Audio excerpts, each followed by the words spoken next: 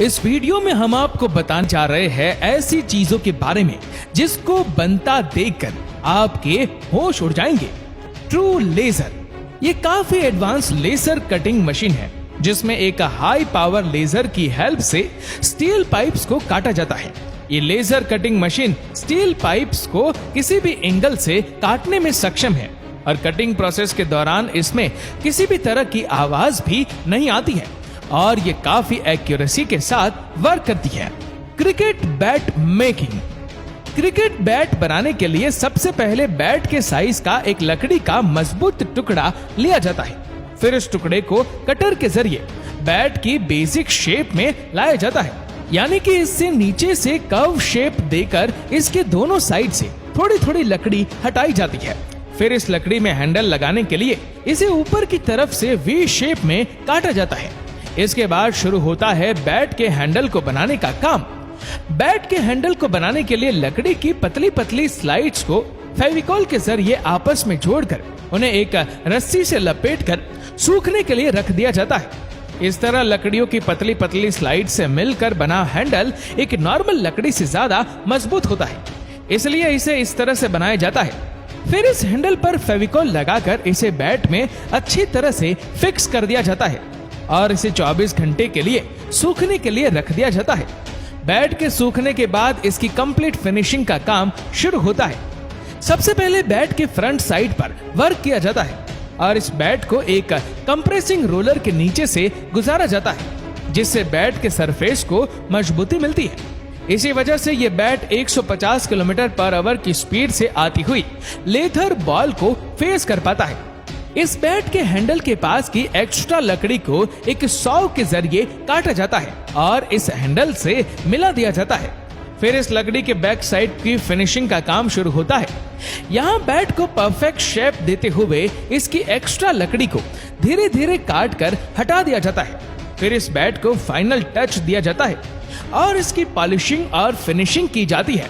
फिर इस बैट को रोलिंग मशीन पर लगाकर इसके हैंडल पर कॉटन का धागा लपेटा जाता है और फाइनली इस बैट पर कंपनी के स्टिकर लगा दिए जाते हैं और फिर इसके हैंडल पर ग्रिप भी चढ़ा दी जाती है, जिसके बाद यह बैट खेलने के लिए पूरी तरह से तैयार है।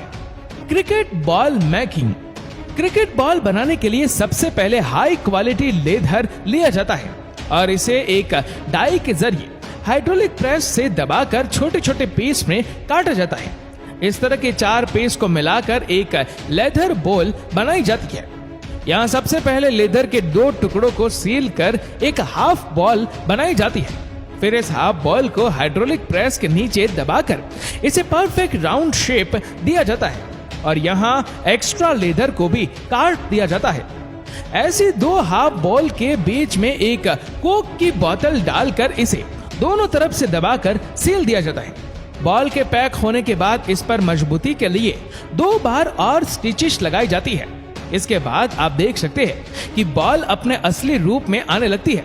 स्टिचेस लगने के बाद स्टिचेस को एक हाइड्रोलिक प्रेस के नीचे दबाया जाता है जिससे ये स्टिचेस दब जाते हैं और फिर एक बार इस पूरी बॉल को भी हाइड्रोलिक प्रेस के नीचे दबाया जाता है जिससे ये बॉल एक परफेक्ट राउंड शेप में आ जाती है। इसके बाद इस बॉल पर कंपनी का लोगो लगा दिया जाता है। फिर एक एक बॉल का साइज और वेट चेक किया जाता है और सिलेक्टेड बॉल को फाइनल प्रोसेस के लिए भेजा जाता है। इसके बाद यहाँ बॉल को फ्लेम से हिट किया जाता है जिस वजह से इस लेदर की चमक और क्वालिटी और बढ़ जाती है, जिसके बाद बॉल अच्छी दिखने लग जाती है। इसके बाद इन बॉल पर जरूरत के हिसाब से कलर स्प्रे किया जाता है, जिसके बाद ये बॉल क्रिकेट खेलने के लिए पूरी तरह से तैयार है। Cookie cutter maker. इस प्रोसेस में मशीनों के जरिए स्टील की ब्लेड को डिफरेंट शेप दी जाती है। कुकी कटर बनाने के लिए सबसे पहले स्टील की ब्लेड्स को एक मशीन के जरिए राउंड शेप दी जाती है। फिर इन राउंड शेप ब्लेड को मोल्ड के ऊपर रखकर इन हाइड्रोलिक प्रेस के जरिए पुश किया जाता है और धीरे धीरे इन ब्लेड्स को मोल्ड का शेप दे दिया जाता है। इसी तरह डिफरेंट मोल्ड के जरिए डिफरेंट शेप के कुकी कटर बनाए जाते हैं। इन कुकी कटर का इस्तेमाल फूड इंडस्ट्रीज में फूड की शेपिंग के लिए किया जाता है। वायर बैंडर। यह मशीन दुनिया की सबसे फास्ट वायर बैंडिंग मशीन है जो कि काफी स्पीड से डिफरेंट शेप्स में वायर को बेंड कर सकती है। ये एक CNC मशीन है जो कि वायर को जिग जैग, हुक, सर्कल और स्क्वायर के अलावा भी काफी शेप्स में बेंड कर सकती है। हॉट फॉर्मिंग ये एक बहुत ही खतरनाक प्रोसेस है जिसमें लोहे को गर्म करके उसे किसी दूसरे आकार में डाला जाता है। यहाँ कुछ मजदूर लोहे की इस 5 इंच मोटी शीट को बर्नर में गर्म करके इसे एक हेड के रूप में तैयार करते हैं। इस काम के लिए वर्कर्स को स्पेशल हीट प्रूफ यूनिफॉर्म पहनाई जाती है ताकि गर्म लोहे के इतना करीब होने के कारण उनको कोई नुकसान ना पहुंचे। फिर इस रेड हॉट शीट को एक बहुत बड़ी हाइड्रोलिक प्रेस के नीचे रखकर धीरे धीरे दबाया जाता है और फिर तैयार हो जाता है टैंक का एक मजबूत हेड। बिग स्प्रिंग मेकिंग बड़ी बड़ी भारी स्प्रिंग बनाने के लिए सबसे पहले स्टील के मोटे रोड को आग में रेड हॉट किया जाता है। इसके बाद इन्हें पकड़कर एक रोलिंग मशीन से अटैच कर दिया जाता है। फिर यह मशीन धीरे धीरे रोल होने लगती है और इसी के साथ ही यह स्टील रोड भी घूमते घूमते एक स्प्रिंग की शेप में आ जाता है। फिर इस मशीन से इसे उतार लिया जाता है और इसे उठाकर फिर एक ठंडे पानी में डाल दिया जाता है। लेजर एंग्रेविंग मशीन जीन्स को और भी अट्रैक्टिव लुक देने के लिए उस पर लेजर मशीन द्वारा एंग्रेविंग की जाती है। लेजर द्वारा जीन्स को बर्न करके उस पर डिजाइन डाली जाती है जिस वजह से जीन्स देखने में और भी अट्रैक्टिव लगती है। लेजर एंग्रेविंग का इस्तेमाल काफी समय से जीन्स को अट्रैक्टिव बनाने के लिए किया जाता रहा है। वाटर जेट मशीन इस मशीन में हाई प्रेशर वाटर का इस्तेमाल किया जाता है। ये प्रेशर वाटर किसी भी पत्थर की चट्टान को भी आसानी से काट सकता है। इस वाटर जेट नोजल से पानी 60,000 PSI की स्पीड से निकलता है जो कि किसी भी मेटल तक को भी आसानी से काट सकता है।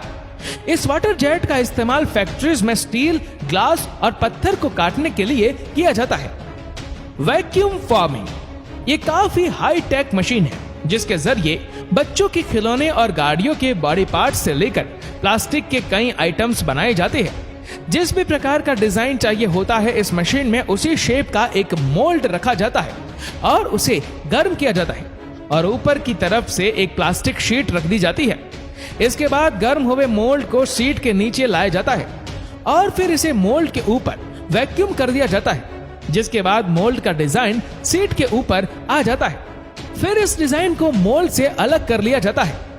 वाटर टैंक मेकिंग मशीन इस मशीन में वाटर टैंक बनाने के लिए 4 मोल्ड लगाए गए हैं। सबसे पहले इन मोल्ड्स में एक खास तरह का मटेरियल पाउडर डाला जाता है। पाउडर डालने के बाद इन मोल्ड्स को पूरी तरह से सील कर दिया जाता है। इसके बाद इस पूरे चैम्बर को बंद करके मोल्ड्स का रोटेशन स्टार्ट कर दिया जाता है। साथ ही इस चैम्बर में लगे बर्नर को भी स्टार्ट कर दिया जाता है। हीट की वजह से मोल्ड्स में डाला गया पाउडर मेल्ट होकर मोल्ड के अंदर चारों तरफ चिपक जाता है। कुछ ही मिनटों की प्रोसेस के बाद चैम्बर के गेट खोले जाते हैं और कूलिंग फैन के जरिए इन मोल्ड्स को ठंडा किया जाता है। फिर फाइनली ठंडा होने के बाद इन मोल्ड्स को ओपन करके चारों मोल्ड में से वाटर टैंक को बाहर निकाल लिया जाता है। Oil can making oil can बनाने के लिए सबसे पहले स्टील की शीट्स को एक ऐसी मशीन के जरिए राउंड किया जाता है और फिर इसके दोनों मुंह को मिलाकर आपस में वेल्ड कर दिया जाता है। फिर इसे एक मशीन में डालकर स्क्वायर शेप दे दी जाती है। स्टील शीट को स्क्वायर शेप देने के बाद इसके नीचे वाले हिस्से में एक अन्य स्क्वायर शीट लगाकर वेल्डिंग कर दी जाती है। इसके बाद फाइनली ऐसे ही एक स्क्वायर शीट कैन के ऊपर की तरफ भी लगा दी जाती है जिसके बाद ये कैन पूरी तरह से इस्तेमाल के लिए तैयार है। नारगेसा PC16 इस एडवांस मशीन का इस्तेमाल लोहे की रोड को आगे से रोल करने के लिए किया जाता है। सबसे पहले इन रोड को बर्नर में गर्म किया जाता है, फिर इनके आगे के हिस्से को थोड़ा मोड़कर इस मशीन के नीचे रख दिया जाता है। फिर यह मशीन इन गर्म रोड को काफी सफाई से रोल करती जाती है। इस तरह से रोल किए हुए रोड का इस्तेमाल डिजाइनिंग के लिए किया जाता है। चेन मेकिंग मशीन चेन बनाने की इस मशीन में सबसे पहले एक स्टील रोड डाला जाता है और एक फिक्स लेंथ पर यह मशीन उस पर कट मार्क लगाती जाती है और उसके बाद एक हाइड्रोलिक प्रेस कटे हुए टुकड़े को दोनों मुंह मोड़कर उसे आगे वाली कड़ी में जोड़ देती है और ऐसे ही यह चेन बनती जाती है। लेकिन यहाँ इन कड़ियों के मुंह थोड़े खुले रह जाते हैं जिनको आगे लगे 2 हाइड्रोलिक प्रेस के जरिए दबाकर पूरी तरह से लॉक कर दिया जाता है। इसके बाद ये चेन पूरी तरह से तैयार हो जाती है। तो दोस्तों, आशा करते हैं कि वीडियो आपको पसंद आई होगी। आपको ये वीडियो कैसी लगी नीचे कमेंट करके जरूर बताएगा। और अगर आपको वीडियो अच्छा लगा हो तो इस वीडियो को लाइक करेगा, शेयर करेगा ज्यादा से ज्यादा लोगों तक। और ऐसे ही और भी रोचक जानकारियों के लिए सब्सक्राइब करें हमारे यूट्यूब चैनल को और फेसबुक पर फॉलो करें हमारे पेज को। धन्यवाद।